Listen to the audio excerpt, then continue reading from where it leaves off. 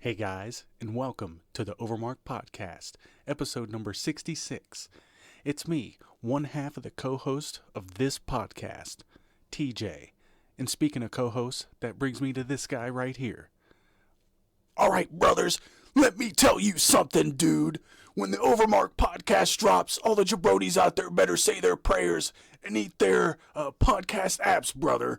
Because today, I'm tagging in the only man that's capable of dropping the bigger pipe bombs than the CM Punk at the press conference, dude. The man that once power bombed a bag of Totino's and called it leg day. The man who's got more options than Tony Khan's got Mountain Dew Zeros. My brother from another mother, Dave, dude. Oh shit! Thanks. That was a great intro, and I really liked the wrestler voice. That's pretty awesome. Yeah, I didn't practice that, so you got whatever my first try of it was. But what's going on? Well, not much. You know how I feel about practice? I don't know. Well, do it live. Oh. Fuck it. Do it live. That's some solid advice from a solid individual. From what I heard, You're definitely not unhinged at all. No. Nah, never. But yeah, man.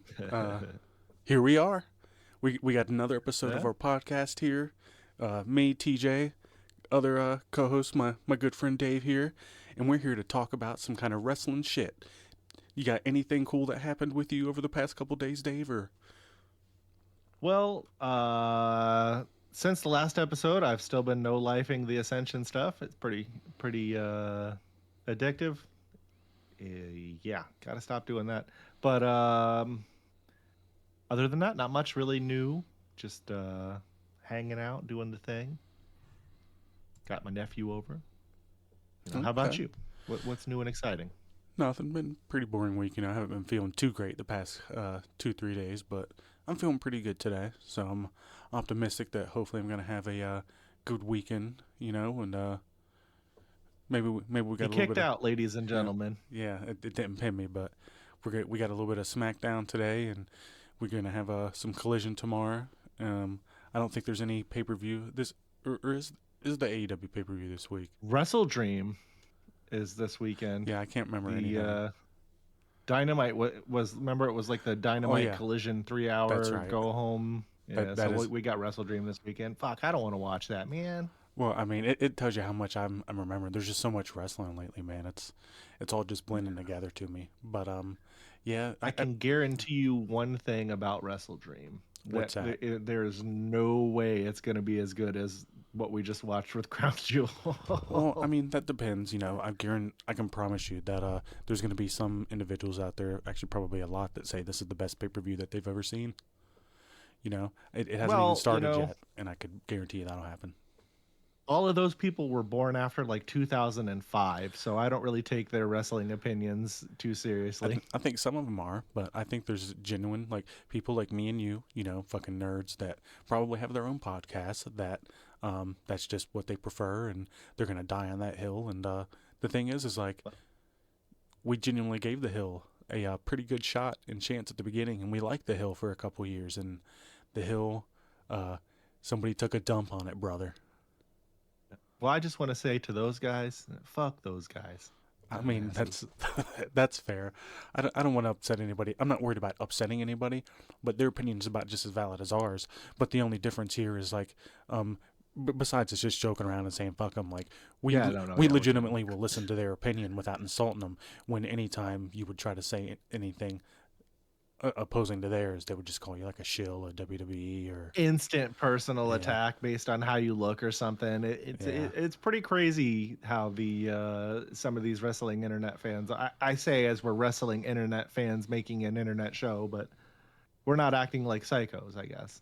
I mean, I think there may be times where it's warranted, but you never want to get drawn up too much with some of these people because they got all day to waste on you. And again, I appreciate anybody's opinion, and you can share that opinion without attacking somebody. And, in the end, you just remember that, like, if it's something that's subjective, you can both kind of agree to disagree and still be friends about it. And that's something that we kind of encourage. And I think something else that we might be encouraging here is what we're going to be talking about here today. And then it's going to be Raw from October 13th, 2025, and Dynamite from October 5th. Did I just say 13th? Either way, I might be mixing stuff up, but it's the 13th for Raw, the 15th for fucking Dynamite. And then we got some news type shit that we're going to talk about too that you probably, if you've seen the show, are familiar with the format. And speaking of the format, check out them social medias at OverMark ENT. It's all the same stuff that you've seen any other time that we fucking pitch to you. But like, subscribe. We really appreciate you guys if you've done anything like that. We're going to jump right into this. If that's something that you might... Oh, you ready to jump into this Raw, Dave? Is that something we're going to do? Oh, yeah. Yes, sir. All right. Attendance. They had a sellout of 13,737 at the RAC Arena in Perth, Western Australia. I guarantee you those tickets were fucking astronomical and were probably something that I would have gone bankrupt attempting to purchase. Well, it looked like a lot of people had fun, and there was a lot of people there to see John Cena. A lot of John Cena Australia yellow T-shirts all three shows. So you know how it's the UFC and WWE under one banner now, and I feel like the UFC kind of had a bigger international footprint than the WWE did in more regions. WWE, they would kind of go to Canada more, and they I don't know, but bigger generally. UFC had the bigger footprint. Well, now that they came in, they kind of like have started to share all their business ties, so they're going to all the places that WWE or UFC. I keep messing that, but the UFC would had already had on, you know, something that they had deals locked in on. So anytime the UFC went to Perth, it was amazing. Super clean arena. It has a great look. They dress it up really nice and sleek, and it just looks really professional.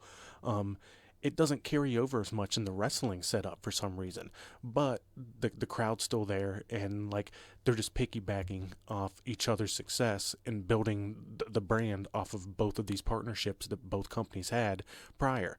Now it's one. We just whacking my mic there. I know we just went off on a tangent a little bit, but you know what I mean, right? Oh yeah, I've seen the Perth stuff a lot before WWE, and this is kind of what I was just trying to say with UFC. But anyways, we're going to jump into it. Tangents aside, we started off with the Vision promo, basically Seth saying that he didn't need anybody and all that stuff, and he was you know, being all cocky and bragging, and you could see old Braun Breaker looking a little bit upset in the corner, but the crowd was into it. I liked the segment. What'd you think? I enjoyed this segment. It was a kind of a standard Raw, you know, top star beginning promo, but it was nice to see them all out there kind of gloating about their success at the PLE. You know, you would want a heel group to be out there doing that, so this stuff all made sense. You know, I liked it. Yeah, same here. And then we had the WWE Intercontinental Championship with Dominic Mysterio defeating Penta, and I think this was pretty good too. You know, this didn't blow me away. I feel like they could have probably had a better match, but you know, they had a good one. You know, good enough. Didn't hate it. Oh yeah, standard Raw title match. I shouldn't say that. It was probably a little bit higher than standard. You know, Dom and Penta know what they're doing. It pretty decently put together match for a TV match. I'd say for me. Yeah, and then we had Rhea Ripley defeating Kairi Sane. A pretty good match. I actually liked this a lot. Yeah, me too. It laid it in, and so did the outside interference. Yeah, it kind of looked like that they were beating the shit out of each other a bit there. I enjoyed how stiff that it looked. Yeah. These girls know what they're doing. We've been saying it since before we even started the show. Yeah. Women's wrestling's probably at the best place that it could possibly be. I think so. And then we had Bronson Reed defeating Jimmy Uso. This is probably one of the low points of the night for me. I feel like I'm really more invested in Jimmy Uso than I ever have been. His in-ring skill is good enough, but something about Bronson Reed is just he just doesn't bring that entertainment to me in the ring. Most matches, and this one was no exception. Just don't know what I'm looking for. Just you can just go ahead and pick up. What do you think, Dave? Just wasn't right. This match something was missing. Underwhelming. Yeah, it's not for a lack of either one of the guys. I don't know. They just kind of, I don't know how to describe it. It just didn't quite give me what I was looking for, I guess. I don't know. Same here. And maybe something else that didn't quite give me what I was looking for was Bayley and Lyra Valkyria defeating the Judgment Days, Raquel Rodriguez and Roxanne Perez. I don't know, kind of sloppy little match. Feel like maybe they rushed through this. What did this last, like 4.5 minutes? Something like that. Yeah, not too much to really get excited about here. Yeah, it's unfortunate because I really like most of the people involved in this match. It just wasn't, like the match prior, it just didn't kind of click for me. Yeah, and then we had the World Heavyweight Championship #1 contenders match with CM Punk defeating Jey Uso and LA Knight. This had three of the top stars on the brand in the company. It was a pretty decent little match. It's what you'd expect, but in this way, I feel like it was good because you expect a main event to be a certain level, and this definitely maintained that. I was into it, and the post-match stuff was some pretty serious stuff, and something that they've been building to for a while, for reasons that we're hearing through rumors. It was probably like fast-forwarded a little bit sooner than they had planned, but overall, it's pretty solid stuff. Yeah, it seems a little rushed, but I don't hate it. And we all knew that we were going to get to this point at some point, but I feel like the vision could have probably ran a bit longer than what it did. There's been rumors about is Seth hurt? Is he not hurt? And that they pulled the trigger on this early. I also read some other stuff. I might get you on this one because I didn't talk to you about this at all. They were saying that at the upcoming pay-per-view that they were going to have not Grayson Waller, Austin Theory was going to be, one of their new guys. Oh, wow. And they ended up not doing that. Yeah. Austin Theory. He looks like a fucking used, like wiped toilet paper. Just some smeared shit, brother. But that being said, why don't you tell me a little bit about your high point that you might have had in this show? Well, mine was the main event and the fallout, the beatdown of Seth Rollins and all that stuff, and the implications that this has for the product moving forward with this group being broken up is pretty crazy. You saw Heyman kind of pick sides on the fly, or at least what it looked like from their storytelling perspective. And so it'll be interesting to see where they go from this. Yeah, I agree.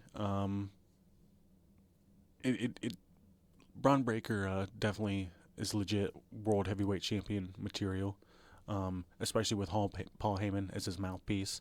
And they already have the built-in storyline with Braun and then Bronson against each other, turning on each other at some point. So a lot of different ways that they can go here. I'm looking forward to it. Paul working with anybody is going to be good stuff. And like I said, it's just strap on because this should be main event night 1 or 2 WrestleMania stuff. Yeah.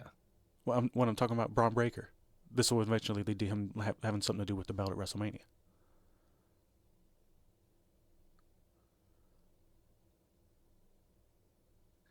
Fucking. What is it? That is what's gonna happen. No, I was trying to send you some stuff and I sent it to Prez. Oh shit. Okay, that's all right. But hold on. I'll see it. Do I need to open it real quick? No, you're good. It's nothing you need to open. All right, but yeah. Anyways, we're gonna go ahead and move on. My high point was the same as yours. I think I just talked about it enough, but I'm looking forward to where they go here. What was your low point? Well, my low point, as unfortunate as it is to say, was the Bayley and Lyra versus Raquel and Roxanne. Everybody knows I love Roxanne and that I'm a pretty big fan of Bayley. I just, this match, like I said, just didn't do it for me. Yeah. I don't know how else to quantify it. Same here, I agree. And then mine was Reed versus Uso for the reasons that we talked about earlier. Just didn't click. Anything with Reed to me, just I'm just not that into it. I don't know why. I like Jimmy, but he's destined to lose this match to this guy. So I mean, I don't hate that. But beyond all that stuff, we're gonna move on to our ratings here, and I gave this a 5. What about you? I put 5-ish as kind of a placeholder. because this was a decent episode of Raw. You know, maybe average, maybe slightly above average. They had a really hot crowd, and for the low point to be what either one of us said as a low point, on any other show is probably at least a medium point. Yeah, and If that, not that that's a thing, but the main event angle, I feel like, really stepped it up a little bit too, and then Punk winning the match and all that. That was some good stuff, yeah, it really was. Very excited that Punk won. That's some good stuff. Well, speaking of good stuff, I left you with Dynamite this week. Well, that doesn't sound like good stuff, but it is what it is, and we'll make it happen. And we got AEW Dynamite from October 15th, 2025, with an attendance of 1,690, set up for 2,319, with 629 available tickets at the Cable Dahmer Arena in Independence, Missouri. Yeah, that's Missouri. Sure it is. And the Dahmer Arena, what the hell is going on there? The talent budget for each of these shows, and then you're drawing like less than 2,000 people to your show, has to just be ridiculous loss. Every event that you're doing something like that. Not trying to be a hater. I mean, that's just statistically got to be a fact, right? There's no way you're making money off 1,690 people, right? Yeah, I'm not sure on that. That's I don't know, man. It's hard to not be negative about this. Well, I'm not being negative. It's just something I'm talking about. I mean, AEW is AEW at this point. It doesn't upset me or make me sad or angry or anything. It's just something we're talking about, I just think it's kind of wild. But sorry, I didn't mean to interrupt you there. No, it's good. AEW bums me out because I had such high hopes for it. And it just is what it is. Hangman Page cannot be your world champion. Just can't do it. I mean, he could be like a transitional guy, like, this champion refuses to lose to this guy, so we're going to put it on Hangman. I don't know. I'm trying to think of a scenario where he'd make an acceptable champion. They're going into Wrestle Dream. It's a pay-per-view. They're going to have less than 6,000 people at this pay-per-view.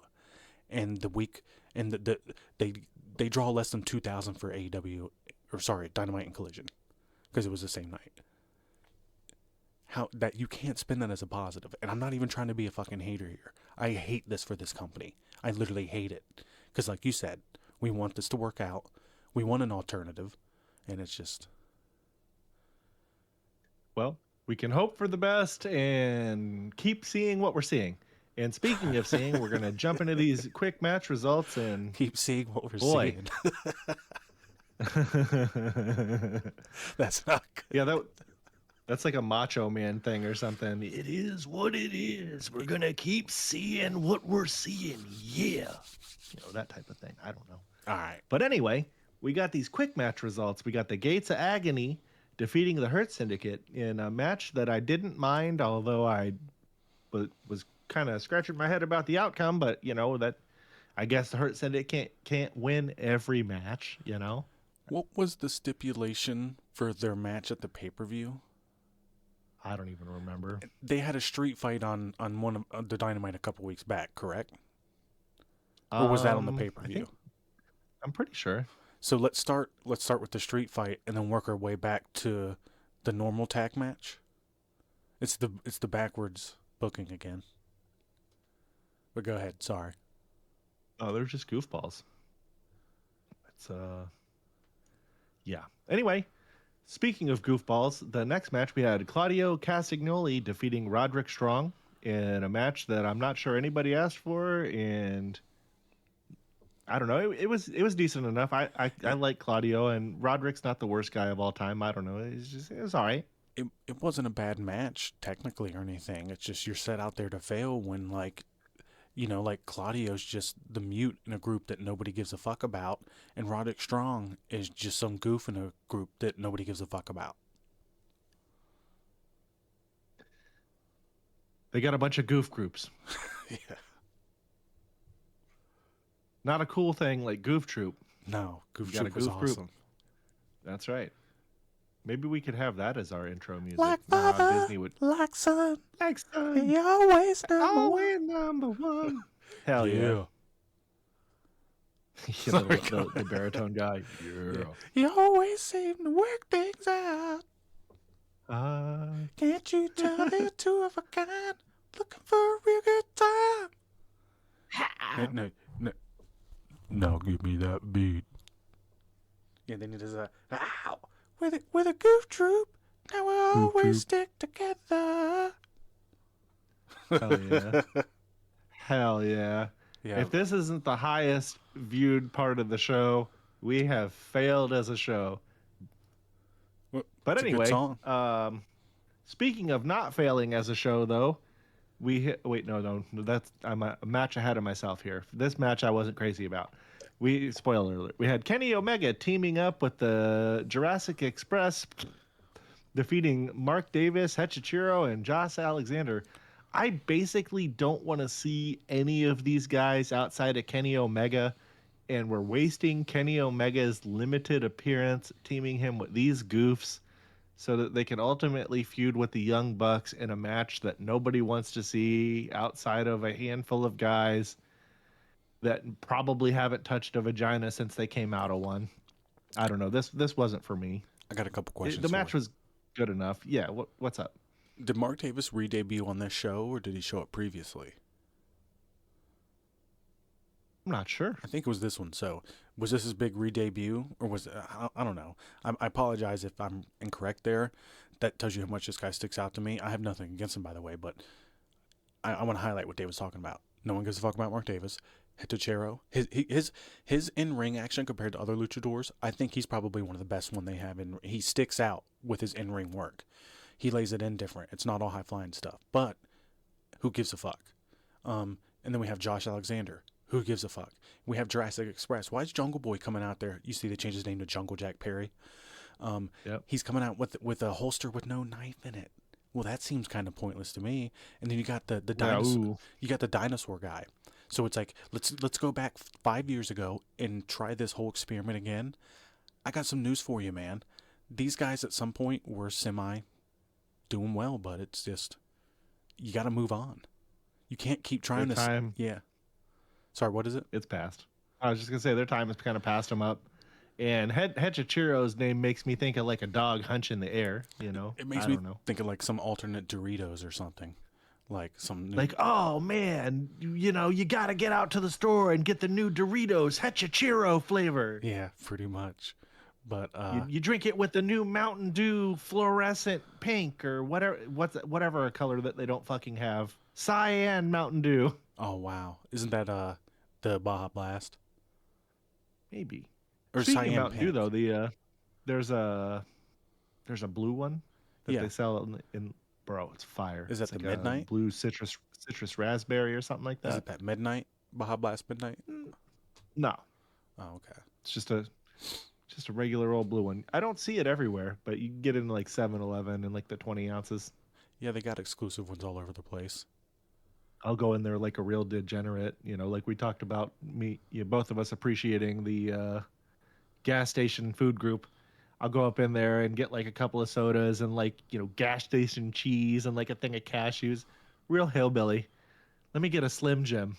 I love Slim Jims, man. You get those monster ones. I like the Tabasco, and they're like $4 almost. It's a fucking ripoff. I get the double pack of the regular, they're the tall, long ones, but they're the skinny ones. I like the skinnier ones better. How much feel is like that? Like $3. You know what's nuts? Just go to Taco Bell and get the $5 box at that point. I'm feeling like gas stations are irrelevant because those $5 boxes exist. Gas stations, like all that stuff that I told you I get, like the 2 sodas together, I think is like $4.50. It's nuts. The cheese is like $2. The cashews are like $2 or $3. I mean, like you literally could just go 5 more minutes up the road to a fast food restaurant and get you something. But you know, I'm going on sometimes strike. you just want gas station junk food. I'm going on strike on the gas station junk food for now. You know, when you frame it the way that you did, I think maybe we all should probably. But anyway, something that I'm not going to go on strike from is our next match, which was Jamie Hayter defeating Sky Blue. And I enjoyed this match, and I like both of these girls a lot. and I saw a lot of people on Instagram making comments, making posts, and a lot of perverts out there revolving around this particular match. I gotta say. Yeah, I mean that Sky Blue. I mean she's a pretty attractive person, and for some reason, like the way that she looks just really brings these guys out. Which I'll admit, I think she's attractive, but like Gorgeous. Yeah.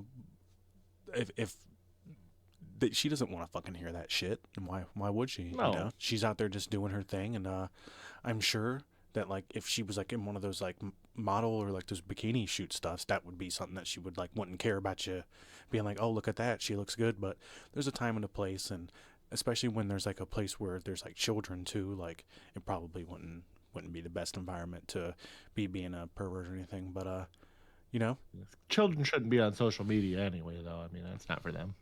Yeah, I agree. That's a whole other show, though. Yeah. You know what I mean, though. Oh, yeah. These women all want, even though they dress the way they do, and when they wrestle, they still want to be like children friendly. So you gotta try to keep their spaces clean. They're not trying to be objectified. Yeah, it's definitely true. I don't think anyway. Objectify us to this next thing. Well, I objectify to that, but we're going to do it anyway. We had the AEW World Trios Championship match, the Ops defeating LFI in a match that was all right. I don't know. I'm not quite sure why LFI was getting a Trios match title shot, but whatever. They got to defend these belts against somebody because they don't get defended fairly often, it seems like. So, yeah. 3 times in 6 months. That's it? Yeah. So I saw that stat today, and I'll go over this real quick because I know we're making this a long one, and a lot of it's me. But here's one of the things that's wrong with these trios belts. They should be some of these divisions like that should be like show exclusive. So if this was only on like Collision, you would have more time for like maybe another women's match on this show. All these women's matches, I don't know, a lot of people don't have time to shine because the show's just not formatted in a way that leaves kind of a little bit of exclusivity for certain spots on each show every week. Instead, it's just random hodgepodge of shit with no real continuity or like an actual structure.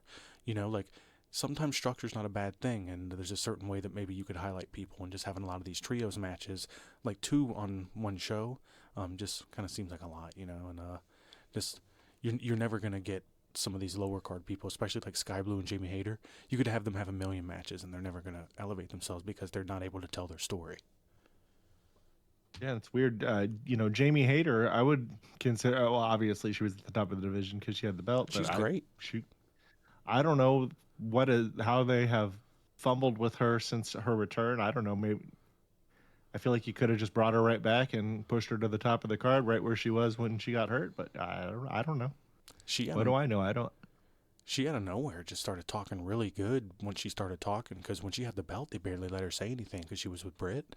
And then she came back after that long time and just started talking, and she did a really good job. And her matches are pretty decent, It's just the show's so cluttered that there's really no room to highlight all these people. You can't have 50 people on one show.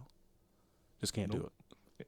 Speaking of people that we could probably half off the show, in the next match we had the Wheeler Yuta and Daniel Garcia defeating Orange Cassidy and Kyle O'Reilly. Yeah, man, the match was decent enough. I really don't need to see any of these guys. Like, probably Orange Cassidy's about the best dude in the match in terms of me being interested in him, but I don't know.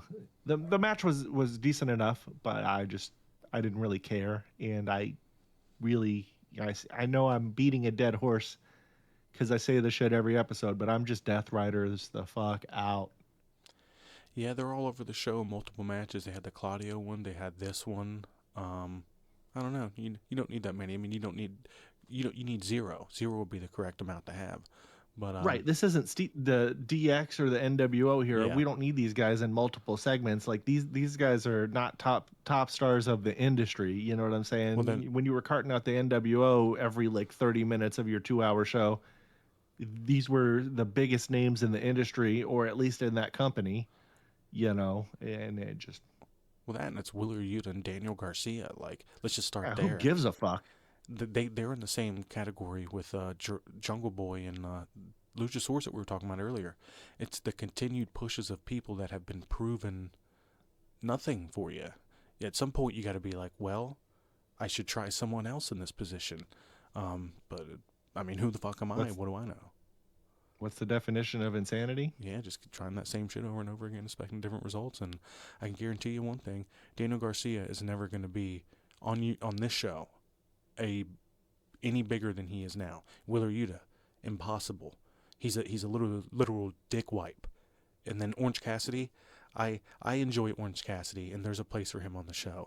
And when he's serious, and he can have a good match. Kyle O'Reilly, he's not the worst, but he's not in position on the show in a way that would really make me care about him. But whatever.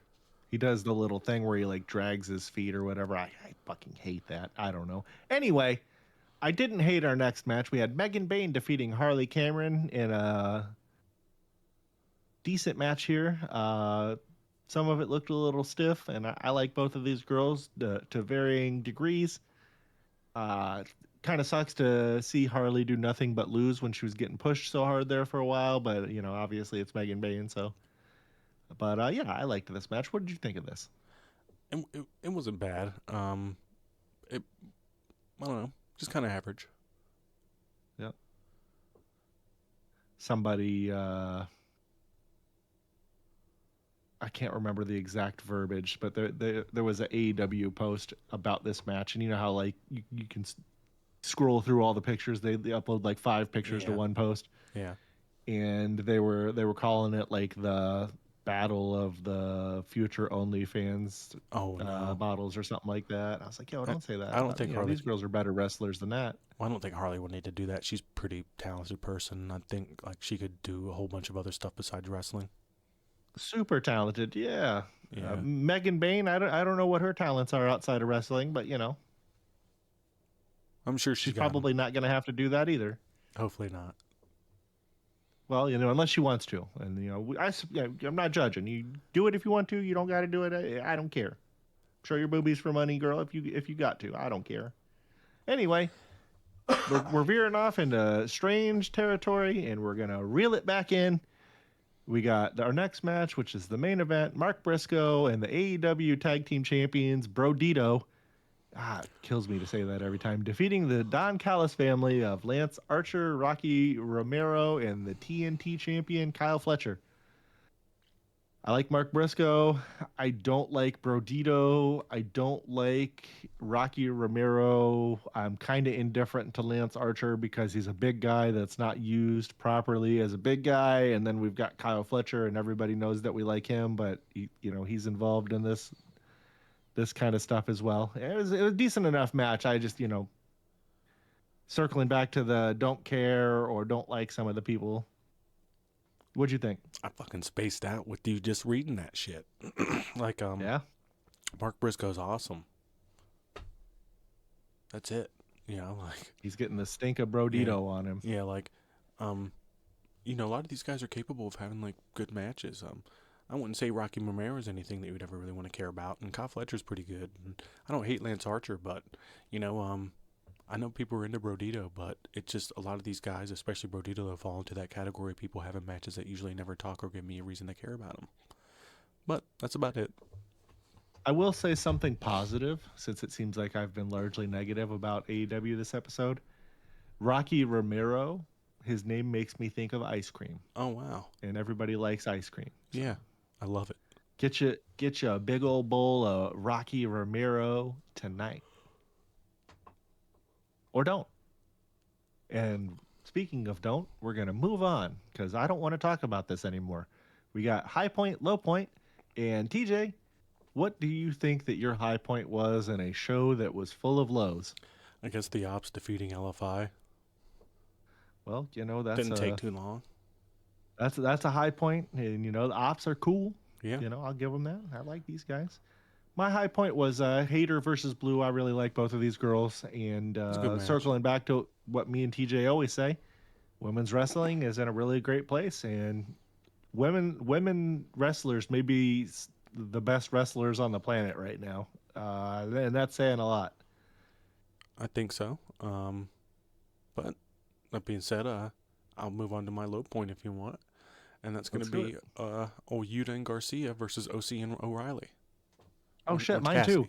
These guys stink up the joint. Yeah, man, Yuta just like, I don't know why, it's just investing in a clown, and same with Garcia, and we don't need to keep repeating ourselves, just more shit that nobody wants to hear about. I give the show a 2 out of my ranking. Well, I gave it a 3, but revisionist history, I might have to go back and give it a 2. Well, I'm just going to leave the 3 up there because, I did enjoy some of these matches. And one thing for you to consider, though, is... maybe you're a fag. You ever think about that? I'm sure he has. He kind of looks like Confucius to me, so maybe Confucius has been, a little bi-curious, if you know what I'm saying. Oh, Confucius say... maybe you're a fag. You ever think about that? Oh shit. Well... I don't want to hear that word here again. All right, sorry, Tony. Is maybe that word be in the news? Well, it just might be. Who knows? And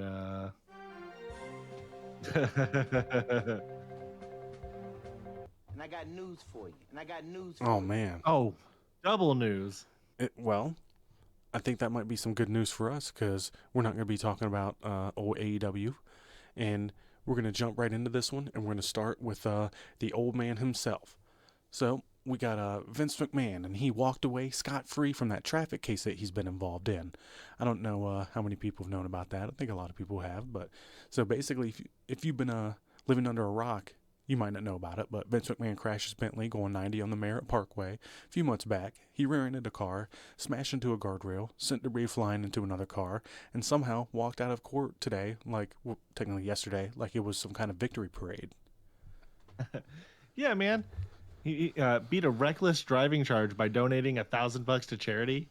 That's not a punishment. That's lunch money for him. That's the cost of the chair he sits in to commit new crimes. Okay, so exactly. The judge said that Vince just behave for a year, don't hit anybody else, and we'll pretend like this never happened. If that isn't like some kind of peak billionaire privilege, I don't know what is. $1,000? Crazy. It's nothing. All right, so let's be real here. If we're doing 90 in a Bentley, we'd be getting tackled out of that driver's seat by 5 cops and a guy with some kind of taser named Chad. But Vince, he hits another BMW, bounces off a guardrail, or no, not another one, but he hit a BMW on the way. That was the main car he crashed into. Hit off that guardrail, turns the highway into some kind of Michael Bay set, and then he walks over like some kind of just another Monday, brother. It's unreal. All he had to do was write a check, sit quietly for a year, and boom, no charges. Dude's been dodging accountability longer than most fans have been alive. The last time Vince actually faced consequences, Stone Cold was still wearing knee braces.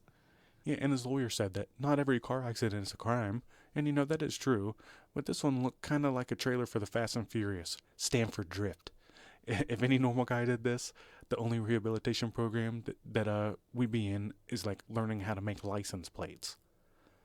It's the arrogance, man. He strutted into that courthouse like he was cutting a promo, probably humming his own theme music. He left saying, "No chance in hell, they're charging me."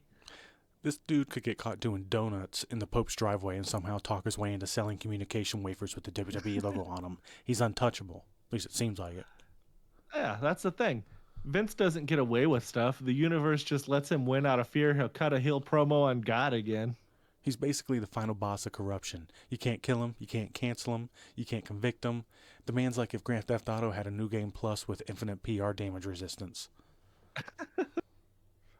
So yeah, Vince beats the case. No jail, no fines, just $1,000 oopsie tax and a pat on the back, slap on the wrist. So let us know in the comments. If this was anybody else, would they be doing community service right now in some kind of orange vest? Vince just drives home in a Bentley and then probably celebrates by yelling in the waiter, or at some kind of waiter, I guess. Is that who he hit? But basically, just let us know what you think would happen if this happened to you, if you hit somebody going 90. Yeah. And then somehow and speaking of hit, go ahead. And he must have been like drunk, and because like a lot of people you're more limp when you wreck like that. If you're all stiffened up, that's when the damage actually occurs. So I'm feeling like he was probably inebriated, which would make you kind of question this whole deal. But yeah, sorry. Well, no, you're good. Well, hit like and subscribe and check out our AEW ticket scandal segment. It's another case of a rich guy lies, poor guy pays. Yeah, it might be. But I think that being said, we can go ahead and move on here. And we got something that kind of has to do with a lot of different things going on this week. And that's a WWE kind of updated their non-compete clause when they fire people. So did you see all this stuff, Dave? And it kind of popped up because some of that Andrade stuff going on this week, so people dived into it more. But WWE is giving their wrestlers a 1-year non-compete clause now if they're let go through like a cause, being fired. A full year. You get fired, you can't wrestle, can't stream, you can't even sneeze without asking this company for permission. Yeah, they basically told the roster, you're fired, but don't go make money anywhere else. Sit your broke ass down for 12 months and think about what you did. A year. That's not a non-compete. That seems like kind of like a corporate prison sentence, right? That's like WWE saying, we own your ass even after we're done screwing you, brother. Imagine this. You bust your spine doing Canadian Destroyers in Des Moines. Vince's nephew doesn't like your promo. Boom. You're unemployed for a year. That's not wrestling. That's North Korea with ring ropes. Yeah. This isn't a company. This is a hostage situation. They're basically saying, you can go, but not too far. That's not a contract clause. That's like some kind of psychological warfare with, I guess they can toss some of the pyro in there to make it fancy WWE style. Oh, and they'll just justify it with, brand protection, brother. The only brand they're protecting is the one printed on the gold toilet in the TKO bathrooms. Oh, you think so? All right. Yeah. So the for cause part is what kills me, right? So it's like, what cause? Tweeting something that they didn't like, showing up with some kind of haircut Vince wouldn't approve of. Well, I guess if he's on the board, he could be upset about your stuff, but he doesn't work there anymore, brother. But saying AEW too loud in your gorilla, you can get blacklisted for sneezing. Right? Half that roster should be filing workers' comp, not signing deals that say, if we decide you're a problem, you can't go feed your family for a year. It's pretty disgusting. And this is the same company that runs We Are WWE. We care about our superstar ads during some kind of commercial breaks. They do that sometimes, not too much anymore, but they're family. Whether there's lawyers drafting out like slave contracts like it's 1850. These wrestling contracts have always been historically garbage. Yeah, independent contractors, Yeah. my ass. Some of these guys are probably looking across the fence at AEW thinking, man, how much would Tony Khan pay me to not have to kiss corporate ass for 365 days? And you can't even blame them. At least AEW lets their people breathe. I don't know, maybe. WWE's running this like it's some kind of bad marriage. You can leave, but you're not seeing anyone else. It's like some kind of toxic X energy in contract form. That's a marriage. Yeah, and you just know Vince's ghost is smiling somewhere. God damn, pal, a year off the market. That's good shit. Even when he's gone, the playbook's still evil. So he's dead now? This is some solid shit. Gone from the company. It's I'm sorry, this thing is awesome. You sit here and you tell it like, the guy doesn't work for the company anymore, so at any point in the future, please act like he doesn't. And then I guess it takes that and then considers that he's fucking dead. Well, maybe. Like, what's up with that? You can't win, can you? Sorry. Well, so we yeah, can try. the next time you see someone get released, don't say best of luck in your future endeavors. Say enjoy the next year of eating Chef Boyardee and streaming on Twitch under a fake name. Let us know in the comments. Would you ever sign a deal that bans you from working for a year, or would you rather wrestle in a Waffle House parking lot than work for TKO? Yeah, so hit like, subscribe, and go watch our Vince McMahon court segment, because nothing says corporate America like wrecking a Bentley and getting less punishment than a guy who's missed call time. Oh boy. All right, well, like all the other ones, I'm just leading them all today. Yep. I know, but I'm just saying I always forget. So, and this kind of takes us in, we were just talking about the 1-year non-compete. So this takes us into what caused this, or at least I think caused it. So we got this Andrade AEW return, right? He showed up the other couple weeks ago, but not so fast, right? Hasn't been on the show in 2 weeks. People started wondering why. I think some people dug into it. So get this. Andrade finally crawls out of WWE hell, lands back in AEW, gets a monster reaction, attacks Kenny Omega. Seems like fans were pretty into it, and then a few weeks later, he's gone. Like he just completely disappeared. Yeah, and it ain't an injury or creative. It's lawyers. Freaking lawyers. WWE basically told AEW, hey, nice toy you got there. We technically still own the batteries. That's WWE for you. They'll fire you, bury you on the way out, then call your new boss like an obsessive ex who found your Tinder profile. He's not allowed to be happy yet. It's pathetic. Andrade shows up, looks like a star again, and then corporate America steps in like, not so fast, pal. We've still got your soul on layaway. This company doesn't release people, it leases them to misery. Exactly. He gets out of prison, finds a new home, and WWE's like, actually, you're still doing time in spirit. It's less like a contract clause and more like a supernatural debt. WWE's the IRS of happiness. And let's be real, they don't even want him. It's not like they were sitting over here crying over Andrade. They just don't want AEW to have nice things. If we can't push him, nobody will. That's their motto. Right? They're not protecting the brand, they're protecting their ego. It's the same play every time. Ruin the competition by ruining the talent. WWE's legal team is basically the mob in suits. In AEW, man, what are y'all doing? Tony Khan's out here signing people like it's Pokemon, not realizing some of them still belong to another trainer. Read the damn fine print. Tony basically skimmed the contract between caffeine overdoses. Oh yeah, not compete? Whatever, he'll be fine. Now Andrade's home shadowboxing and Googling, can you get fired twice in the same month? And the saddest part, the fans finally cared again. The guy came back in shape, had a storyline, was in the mix, and the only thing that got pinned, that pinned him was a cease and desist. Yeah, Andrade didn't lose a match. He lost a legal argument. That's what wrestling's become. Ring ropes and restraining orders. You don't get over anymore, you get audited. Oh no. Yeah, and these new for clauses, total scum. Scum. Well, scam too, scum. but both scum. It's like corporate purgatory. They fire you, don't pay you, and then tell you you're not allowed to feed your family until next tax season. It's pretty sick. Yeah, they call it non-compete, but what it really means is non-existence. You don't work, you don't get paid, and you sure as hell don't get remembered. Welcome to wrestling's version of a hostage program. Yeah, so here we are. Andrade is not injured, not suspended, just legally kidnapped, trapped between Tony Khan's naivete and WWE's pettiness. Let us know in the comments. Is he under a 90-day timeout, or did he just win the corporate lottery and get stuck in that new 1-year-long program that we just talked about earlier?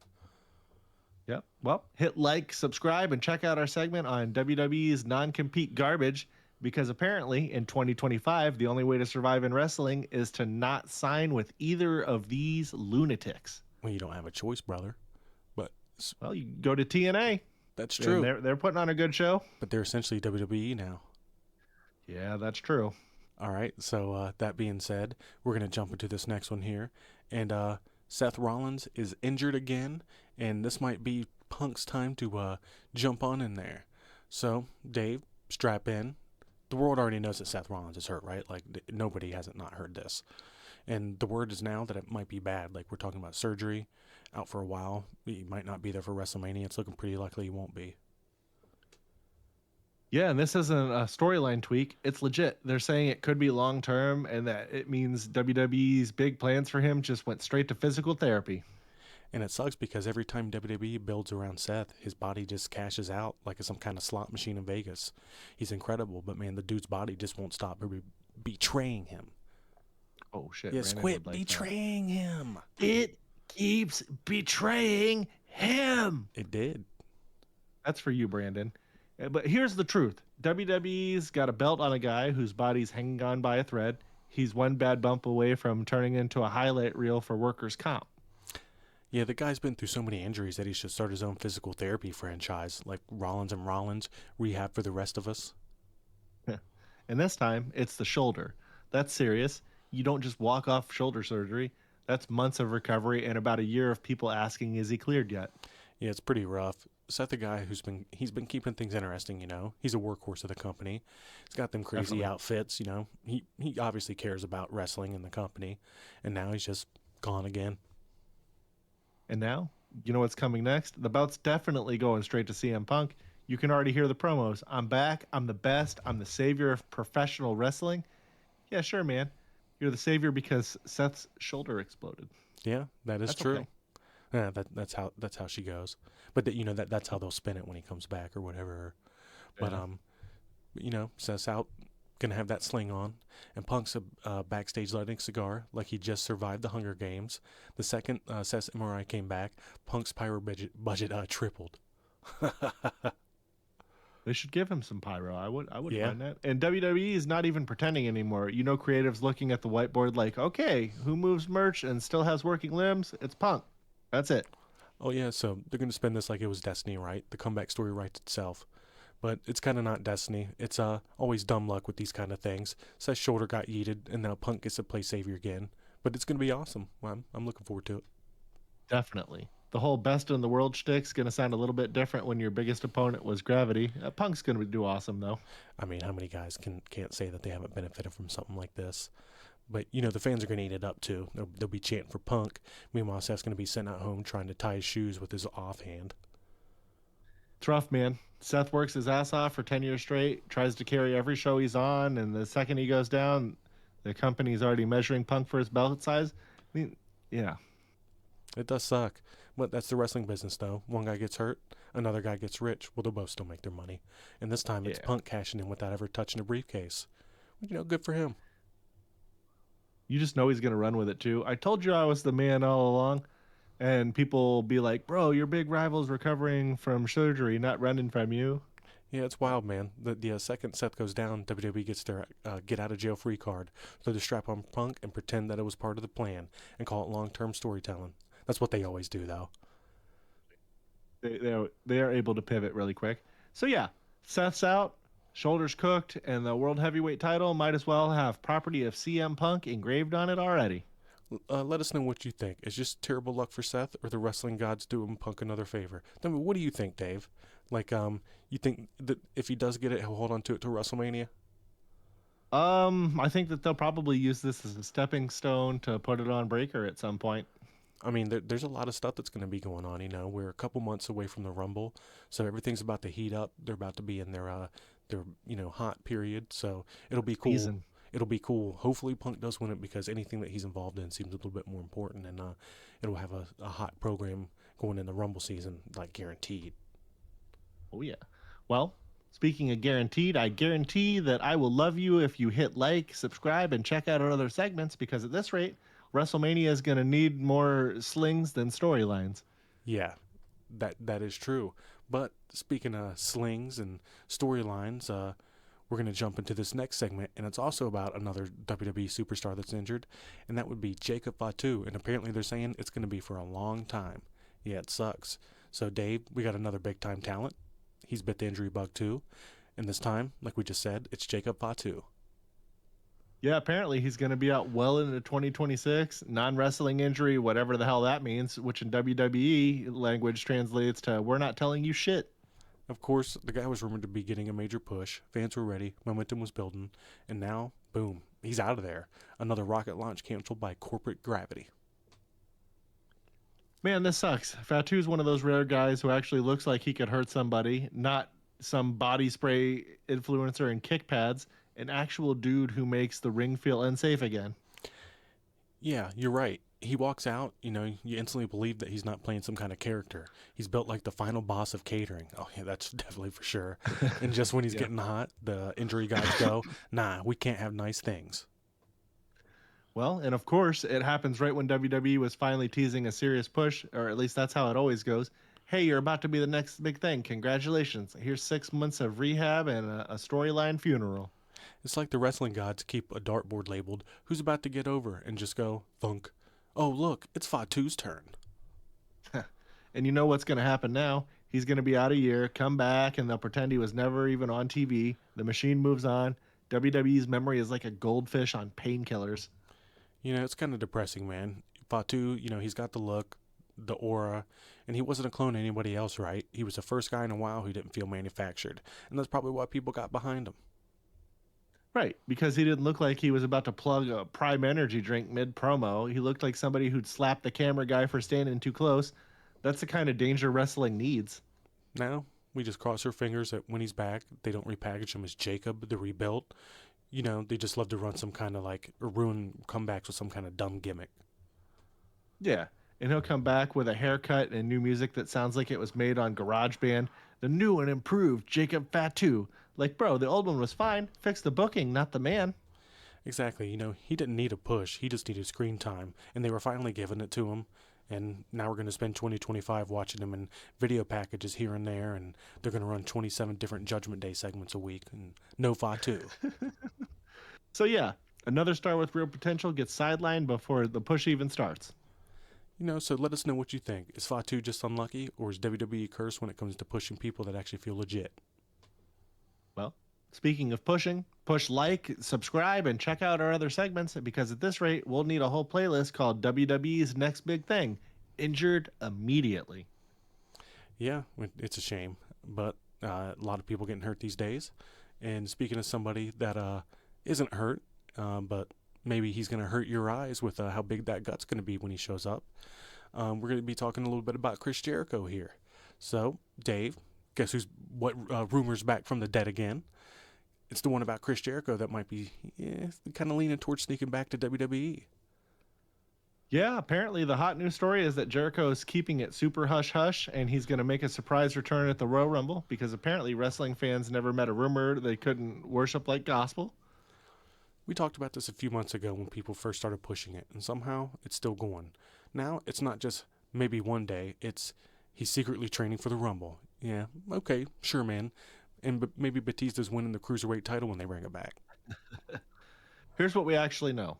Jericho's deal might still run through 2025, or it might not. Nobody outside of the AEW boardroom really knows, and that's why this rumor won't die, because technically, yeah, his contract could be up by the Rumble. Right, and that's all it takes for the internet to lose its mind and blow these rumors out of proportion. Could turns into will, maybe turns into confirmed, and suddenly your uncle's swearing that he's got a source inside Stanford. And look, if Jericho's contract is up, Tony Khan can't stop him. The guy could walk right out of AEW, hop a flight to Florida, and be number 27 at the Rumble, singing his own theme on the way to the ring. Exactly, and Jericho would milk all this for like everything it's worth.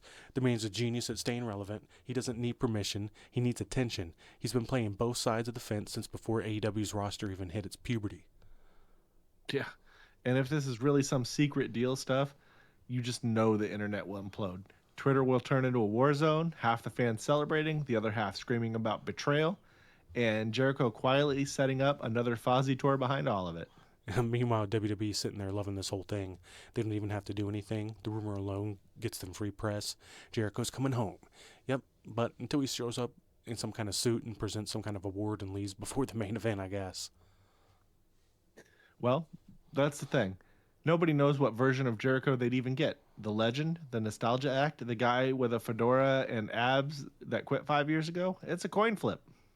And let's be honest, if he does show up at the Rumble, it's not going to be some earth-shattering shock. It's going to be one of those, hey, look, it's Jericho pops that lasts about 30 seconds until someone throws him out. Then he'll do a podcast about how it was his idea all along for this whole thing. Well, exactly. Jericho's a master of the cheap pop economy. He just reinvents the same rumor every few months. One minute he's teasing AEW retirement, next he's headlining Wembley. Now he's supposedly sneaking into the Rumble like a 50-year-old spy. He's wrestling's Loki, constantly shape-shifting into whatever gets him trending that week, and the fans fall for it every damn time. He's got the whole internet working harder than his publicists. And that's why I can't even be mad at him. The guy's smarter than the business. He doesn't chase relevance. He manufactures it, one rumor at a time. Exactly. He's not playing the game. He's selling tickets to watch him play it. Well, so yeah, latest update, nobody knows of Jericho's contract status. Nobody's seen him in AEW lately, and now the big fantasy is he's secretly showing up in the Rumble. Could it happen? Maybe. Should it happen? Maybe not. I don't know, but maybe you should let us know in the comments about what you think about this. Is Jericho actually pulling this off, or is it just some kind of case of wrestling fans praying that nostalgia can fix some kind of creative bankruptcy? Well, maybe they can hit like, comment, and subscribe and check out our other segments, because if this rumor keeps going, next month we'll be covering Chris Jericho secretly booked WrestleMania from his tour bus. Maybe that could be the case. We'll see. This is definitely going to happen. He's 100% going back to WWE. Yeah, definitely. And the other stuff I was reading, They're talking about them doing like a retirement tour and things of that nature. And AJ, they're going to be doing a retirement year for AJ next year too. So, I mean, if he comes to WWE and the two of them don't have a match, that's a shame because I'm sure they will. Have they ever wrestled each other? I have no clue. There's no point that they were in the company no. When did AJ show up in the Rumble? 2017 or 18? Okay, let's see here. Okay, they have had singles matches at Raw, SmackDown. Oh, and they had a match at WrestleMania 32. We don't know anything. Okay. I mean, that was 2016. So I was a bit checked out. Yeah, same. In 2016. Watching. Man, we talk about doing a watch along. That would be a perfect watch along for us to do a video on because neither of us have legitimately ever seen that match. Yeah. Well, maybe we'll do something like that. I'm going to write that down. Try to remember that. Yeah, AJ versus Jericho. We've still been talking about doing some live stuff here and there. Maybe that'll be something, a little like post-show review, something like that. But I don't know. I think we're about to wrap this one up here. We sure are. We got all the new segments out. We got our reviews done, and we got a fun weekend ahead of us here. So, speaking of getting it out, get it all out, you little hoa. Oh man, Ralphie's telling us, he's a really stand-up guy. But somebody else that stand up is you, Dave. I appreciate you, and I appreciate the OverMark fans out here. And I'm about to fan my ass on out of here. I figure I'm going to go ahead and play this exit music once you say bye, Dave. So this is me signing out. We'll see you guys next time, and I'm handing it over to you. Well, much love, TJ. I appreciate all the extra effort that you've been putting in. I haven't, it hasn't gone unnoticed, and you're the man. That's all I could say. And I am having a tough time breathing a little bit down here. So we need to find a place that sells schlong oxygen. Oh, I don't know about that. I don't want anything to do with that. Breathe a little better. All right. Well, you ready to get on out of here? Let's get on out of here. We'll see you guys next episode. Hopefully Wrestle Dream doesn't become a Wrestle Nightmare for all of us. All right. Everybody have a good weekend. See you guys later.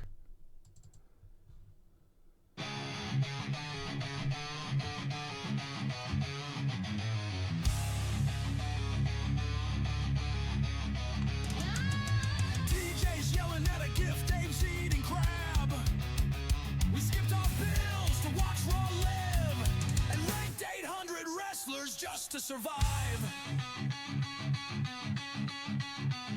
Our muscles are fake. Our takes are loud. We booed a toddler for chanting too proud. So tune in next week, or don't, we'll still shout. Two grown